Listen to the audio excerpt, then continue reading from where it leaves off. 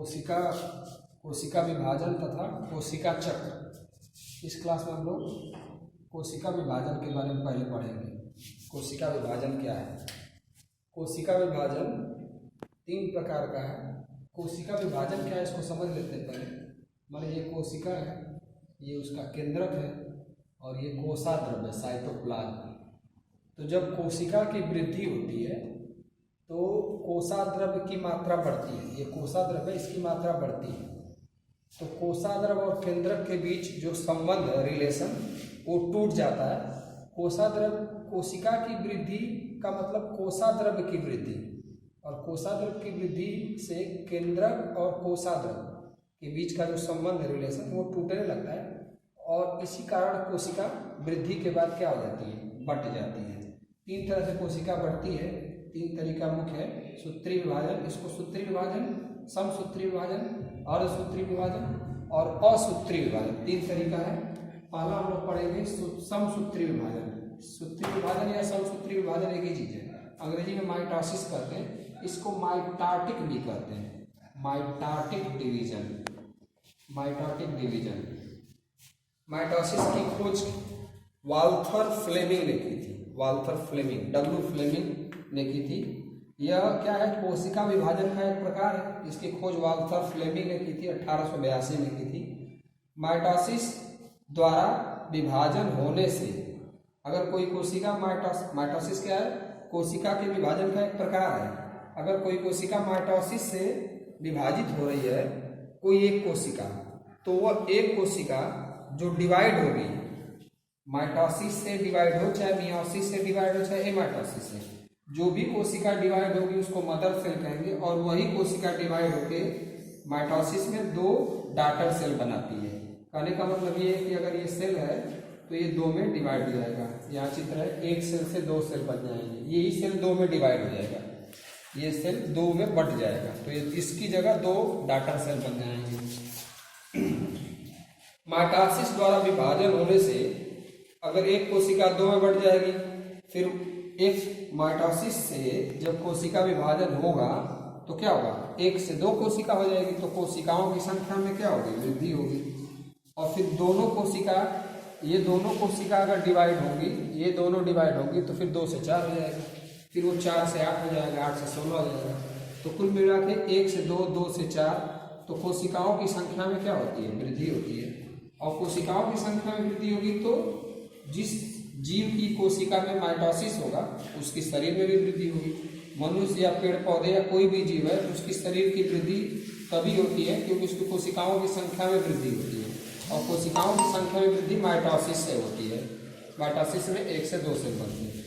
किसी प्रकार के विभाजन में, अब सबसे इम्पोर्टेंट बात क्या है, जब माइटोसिस होगा तो चाहे माइटोसिस हो चाहे मियोसिस हो, किसी भी प्रकार के विभाजन में केंद्रक तथा साइटोप्लाज्म दोनों का विभाजन होगा। ये कोशिका है तो इसका विभाजन होने का, इस कोशिका का विभाजन होने का मतलब इसके न्यूक्लियस का डिवीजन होगा और इसके चारों तरफ जो साइटोप्लाज्म है उसका डिवीजन होगा। एक कोशिका अगर डिवाइड हो रही है तो कोशिका, ये कोशिका अगर डिवाइड हो रही है तो इसमें किसका किसका डिवीजन होगा? न्यूक्लियस का डिवीजन होगा और साइटोप्लाज्म का डिवीजन होगा। इसका मतलब ये है कि मान लीजिए कोशिका है तो पहले इसका न्यूक्लियस का डिवीजन होगा, तो न्यूक्लियस 1 से 2 बन जाएगा। और ये जो पूरा साइटोप्लाज्म है, ये यहाँ एक भित्ति बन जाएगी, वाल, भित्ति का निर्माण हो जाएगा। अब कोशाद्रव्य भी 2 हिस्से में बट गया। अब ये केंद्रक 2 बन गया था, कोशाद्रव्य, तो अब ये 2 सेल बन जाएंगे और अलग हो जाएंगे। तो कुल मिला के केंद्रक का विभाजन होता है और साइटोप्लाज्म का डिवीजन होता है। तो केंद्रक के विभाजन को कैरियोकाइनेसिस कहते हैं। न्यूक्लियस का डिवीजन कैरियोकाइनेसिस बताया था मैंने पिछले क्लास में। कैरियो मतलब होता है न्यूक्लियस और काइनेसिस मतलब होता है डिवीजन। तो जब भी कोशिका के डिवीजन में सबसे पहले न्यूक्लियस का डिवीजन होगा और न्यूक्लियस के डिवीजन को कैरियोकाइनेसिस कहेंगे। न्यूक्लियस का डिवीजन 4 चरणों में पूरा होता है। जब केंद्रक विभाजित होना शुरू होगा तो उसका डिवीजन 4 स्टेप में जाके कंप्लीट होगा। उसमें से पहला अवस्था जो होता है, प्रो मतलब पहला, फेज मतलब अवस्था, प्रोफेज मतलब पहली अवस्था, मेटा मतलब बीच की अवस्था, मध्य, और एना मतलब बाद की अवस्था है, टीलो मतलब अंतिम, जहां भी टीलो आएगा अंतिम अवस्था। साइटोकाइनेसिस मतलब साइटोप्लाज्म का डिवीजन, कैरियोकाइनेसिस मतलब केंद्रक का डिवीजन। केंद्रक के डिवीजन में 4 स्टेप होता है, साइटोकाइनेसिस में स्टेप्स नहीं होता है। अब ये जो चित्र है इसी को समझ के हम पूरा माइटोसिस समझ सकते हैं। ये मैंने जो चित्र बनाया है ये कोशिका का चित्र है, ये सेल है और ये केंद्रक का चित्र है। ये केंद्रिका है न्यूक्लियोलस और ये गुणसूत्र है। हम लोग पढ़े थे कि जब केंद्रक का डिवीजन नहीं होता है, कोशिका का डिवीजन नहीं हो रहा होता है, तो उसमें जो गुणसूत्र होते हैं वो क्रोमैटिन कहलाते हैं और वो फैले रहते हैं, क्रोमैटिन फाइबर फैले रहते हैं। लेकिन जब डिवीजन शुरू होगा तो गुणसूत्र का रूप ले लेंगे, ये गुणसूत्र हो गया, पहले ये क्रोमैटिन फाइबर के रूप में। अच्छा, जब कोशिका में विभाजन नहीं हो रहा होता है, जब कोशिका में विभाजन नहीं हो रहा होता है यानी उसकी वृद्धि हो रही होती है, तो उस अवस्था को इंटरफेज कहते हैं। इंटरफेज, ये इंटरफेज मैंने इसलिए बना दिया है ताकि पता चले कि अभी कोशिका का डिवीजन नहीं हो रहा है। इसके बाद कोशिका का विभाजन होगा। ये सब हम लोग कोशिका चक्र में पढ़ेंगे भी आगे चल के। कोशिका के विभाजन में सबसे पहले मैंने बताया केंद्रक का विभाजन होगा और केंद्रक का विभाजन 4 स्टेज में पूरा होता है, जिसमें से पहला स्टेज है प्रोफेज। यहाँ मैंने लिख दिया, नीचे लिखना था इसको। अब इसमें क्या हो रहा है, प्रोफेज में क्या हो रहा है, ये जो केंद्रक की परत होती है न्यूक्लियर मेम्ब्रेन, ये नष्ट हो रही है। केंद्रक का विभाजन चालू है तो उसमें सबसे पहले न्यूक्लियर मेम्ब्रेन नष्ट हो रही है, ये जो न्यूक्लियोलस है ये भी नष्ट हो रही है, ये सब नष्ट हो जाएगा। प्रोफेज में ये नष्ट हो जाएगा, ये न्यूक्लियर मेम्ब्रेन नष्ट हो जाएगी, ये दोनों नष्ट हो जाते हैं और जो गुणसूत्र है वो दिखाई देने लगता है। और हम लोगों ने पढ़ा है कि गुणसूत्र में एक गुणसूत्र बिंदु होता है और ये दो ऐसे अर्ध गुणसूत्रों में, अर्ध गुणसूत्र को क्रोमैटिड कहते हैं, बटा रहता है। अर्ध गुणसूत्र का मतलब क्या है, इसमें गुणसूत्र के अंदर जो डीएनए है वो डिवाइड हो गया है। कितने डीएनए में, 2 डीएनए में, इसलिए एक गुणसूत्र 2 अर्ध गुणसूत्र में डिवाइड हो गया। इसको पहले पढ़े, मैंने यहाँ 4 गुणसूत्र बनाया है समझने के लिए। अगर मनुष्य का होगा तो ऐसे कितने गुणसूत्र हो गए, इसमें 46 हो गए। अब क्या होगा, प्रोफेज में क्या होगा, मैंने बताया न्यूक्लियर मेम्ब्रेन नष्ट हो जाएगा, न्यूक्लियोलस नष्ट हो जाएगा और गुणसूत्र दिखाई देगा। और किस रूप में, 2 अर्ध गुणसूत्र के रूप में। अब हम लोगों ने एक बार पढ़ा था तारक काय, तो तारक काय में क्या होता है, तारक काय को थोड़ा समझना है जल्दी से। तारक काय से कुछ ये धागे नुमा संरचना निकली है, इसका मैंने यहाँ नाम लिखा है spindle fibre. Spindle fibre, spindle fibre पीछे। तो ये धागे नुमा जो संरचना है ये किससे निकला, तारक काय से, और इसका नाम क्या है, स्पिंडल फाइबर, ध्यान रखना है। और ये किसका बना होता है, एम्प्टी मतलब माइक्रोट्यूब्यूल का। मैंने साइटोस्केलेटन में बताया था, माइक्रोट्यूब्यूल, इंटरमीडिएट फिलामेंट, माइक्रोफिलामेंट। ये एक्चुअली स्पिंडल फाइबर प्रोटीन का बना होता है, सीधा सीधा माइक्रोट्यूब्यूल या ट्यूबुलिन प्रोटीन का बना होता है। इसको मैंने यहाँ लिखा नहीं है, ये नोट कर लेंगे आप लोग। स्पिंडल फाइबर क्या करता है, जाके गुणसूत्र के गुणसूत्र बिंदु से चिपका है, गुणसूत्र बिंदु से। अब गुणसूत्र बिंदु से ही क्यों चिपकता है, इसको यहाँ समझ लेते हैं। ये गुणसूत्र है और ये उसका गुणसूत्र बिंदु है, तो गुणसूत्र बिंदु के बगल बगल में दोनों तरफ कुछ प्रोटीन होती है, दोनों तरफ, उसको काइनेटोकोर कहते हैं, काइनेटोकोर।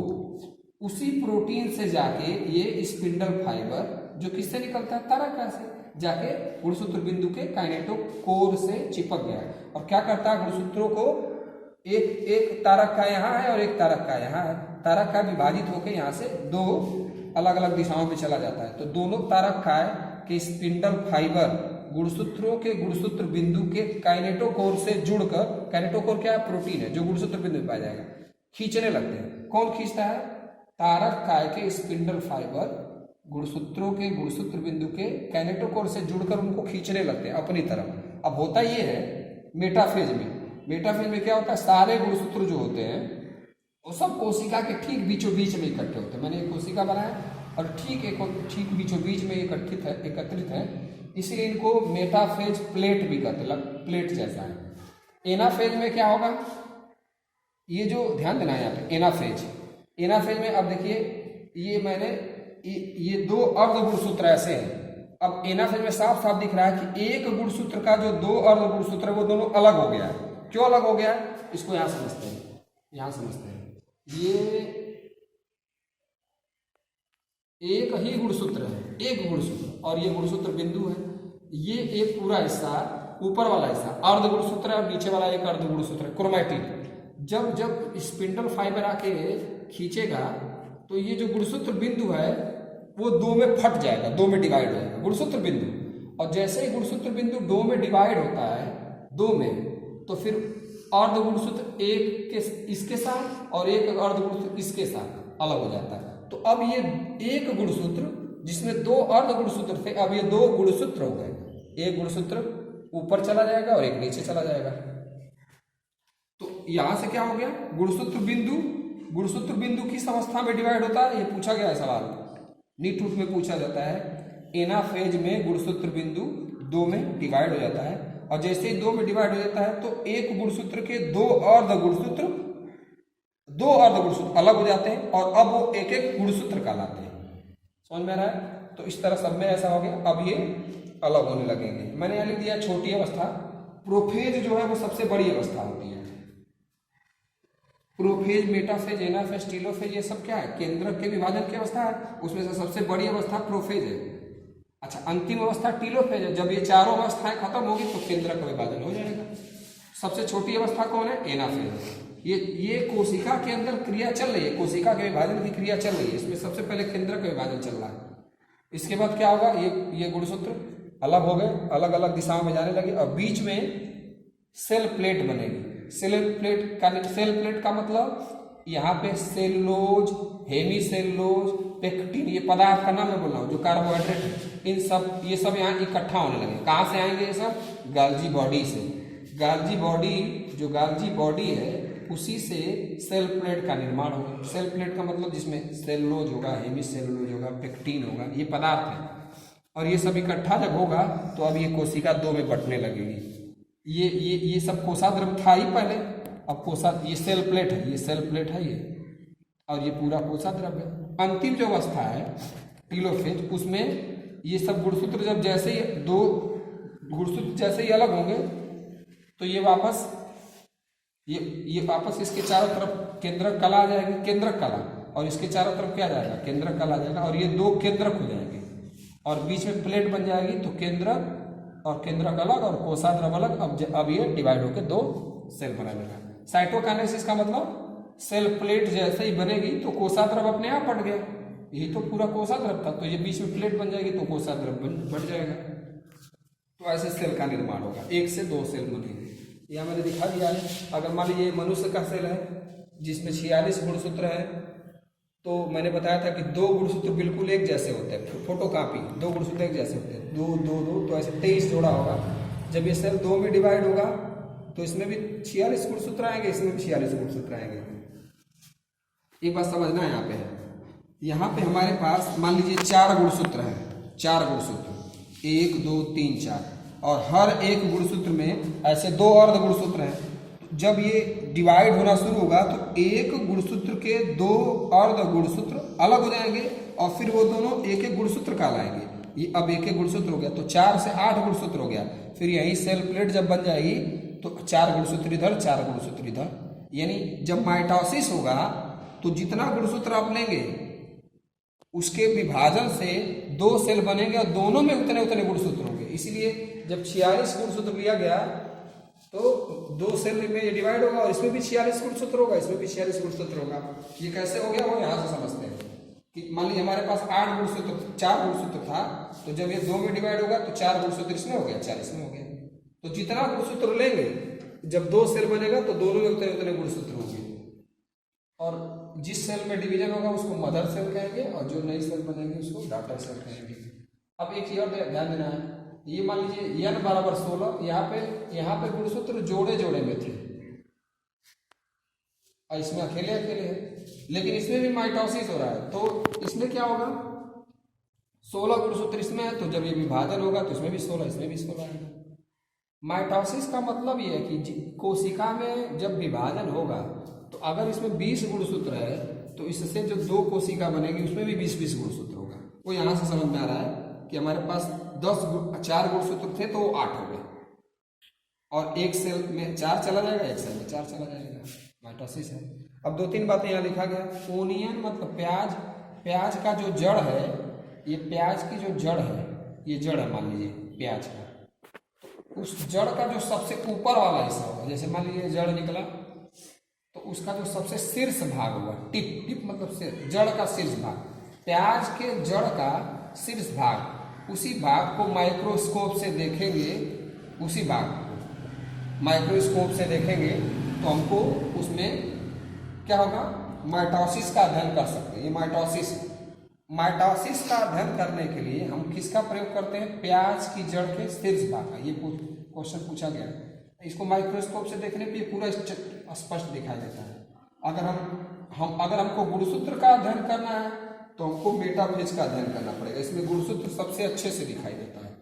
और अगर हमको गुणसूत्रों की आकृति देखनी है, शेप, तो हमको किस अवस्था का अध्ययन करना पड़ेगा? एनाफेज। ठीक है। अब यहाँ पे मियोसिस, इसकी खोज फार्मर तथा मूरे ने की है। ये वैज्ञानिक दो हैं। मियोसिस और माइटोसिस में अंतर है। मियोसिस में क्या होगा, अगर हमारे पास एक सेल है मनुष्य का, मान लीजिए 46 गुणसूत्र है, तो इसमें पहले विभाजन होगा एक बार, तो इससे 2 सेल बनेंगे। मियोसिस की बात हो रही है। और इन दोनों में 46 गुणसूत्र के बजाय कितने गुणसूत्र बने होंगे? 23। मियोसिस का मतलब होता है अर्धसूत्री विभाजन। तो गुणसूत्रों की संख्या, जिस कोशिका में विभाजन करा रहे हैं उस कोशिका में विभाजन से जो 2 कोशिकाएं बन रही हैं, उन दोनों में गुणसूत्रों की संख्या इसकी आधी हो गई है, इसलिए इसको मियोसिस अर्धसूत्री विभाजन कहते हैं। मियोसिस थोड़ा अलग है। मियोसिस में फिर ये दोनों कोशिकाएं एक बार और डिवाइड होंगी, और ये भी 1 से 2 कोशिका बनाएगी, ये भी 1 से 2 कोशिका बनाएगी। तो कुल मिला के अंत में 4 कोशिका बनेंगे। अच्छा, इसमें 46 था तो इसमें 23 हो गया। अब इसमें जब विभाजन होगा तो 1 से 2 कोशिका बन रही है। इसमें गुणसूत्रों की संख्या अब आधी नहीं होगी, अब ये माइटोसिस जैसा होगा, माइटोसिस जैसा। तो इसमें 23 रहेगा, इसमें भी 23 रहेगा। हाँ, अंत में जब गुणसूत्रों की संख्या 4 कोशिकाओं में देखेंगे तो इसकी आधी हो गई है, इसलिए इसको माइटोसिस के बजाय मियोसिस कहेंगे। 46 गुणसूत्र में गुणसूत्र के बाद जब विभाजन हुआ तो गुणसूत्रों की संख्या आधी हो गई। तो मियोसिस में गुणसूत्रों की संख्या आधी हो जाती है और 1 से 2 सेल बनते हैं, फिर इन दोनों में एक बार विभाजन होकर 4 बनते हैं। चारों में गुणसूत्रों की संख्या इसकी आधी होगी। अगर इसमें 100 गुणसूत्र होते तो इसमें 50 होते। मियोसिस थोड़ा अलग है, इसको मियोसिस को यहाँ समझ लेते हैं। मियोसिस में 2 बार विभाजन होता है, तो पहले वाले विभाजन को मियोसिस फर्स्ट और दूसरे वाले विभाजन को मियोसिस सेकंड। अगले क्लास में पढ़ेंगे मियोसिस फर्स्ट क्या है? इसमें 4 अवस्था है। इसमें भी केंद्रक का विभाजन होगा और केंद्रक के विभाजन की 4 अवस्था है। Prophase first, metaphase first, anaphase first, telophase first. वहां पे था प्रोफेज, मेटाफेज, एनाफेज, टीलोफेज। यहाँ पे सबके आगे फर्स्ट लग गया क्योंकि अभी मियोसिस फर्स्ट है। मियोसिस सेकंड में भी फिर प्रोफेज, मेटाफेज, एनाफेज, टीलोफेज आएगा, उसमें प्रोफेज सेकंड हो जाएगा। प्रोफेज फर्स्ट क्या है? प्रोफेज फर्स्ट सबसे अलग स्टेज है जिसमें 5 अवस्थाएं होती हैं। इन 5 अवस्थाओं का नाम आज जान ले रहे हैं, इसके बाद अगले क्लास में पढ़ेंगे। लेप्टोटीन, जाइगोटीन, पैकीटीन, डिप्लोटीन और डाइकाइनेसिस। इसे समझते हैं। मियोसिस फर्स्ट का मतलब इसमें अभी पहली बार विभाजन हो रहा है, तो पहली बार विभाजन से गुणसूत्रों की संख्या 23 हो जाएगी। मियोसिस फर्स्ट में भी केंद्रक का विभाजन पहले होगा और केंद्रक के विभाजन में 4 अवस्थाएं होती ही हैं। तो चूंकि मियोसिस फर्स्ट है तो इसके विभाजन को फर्स्ट लगाया गया। और प्रोफेज फर्स्ट बहुत बड़ी अवस्था है। मियोसिस फर्स्ट में जो 4 अवस्थाएं हैं उसमें से सबसे बड़ी अवस्था प्रोफेज फर्स्ट है, इसलिए इसको 5 छोटी अवस्थाओं में बांटा गया है। मियोसिस फर्स्ट जो है वो बहुत बड़ी अवस्था है, इसलिए इसको 5 छोटी अवस्थाओं में बांटा गया। क्रम ही पूछा जाता है, पहले कौन सा आता है? लेप्टोटीन, फिर कौन सा आता है? जाइगोटीन, फिर पैकीटीन, फिर डिप्लोटीन, डाइकाइनेसिस। लेप्टोटीन में कुछ होगा नहीं, गुणसूत्र जो होगा वो प्रकट हो जाएगा और एक गुणसूत्र में 2 अर्ध गुणसूत्र दिखेंगे, क्रोमैटिन।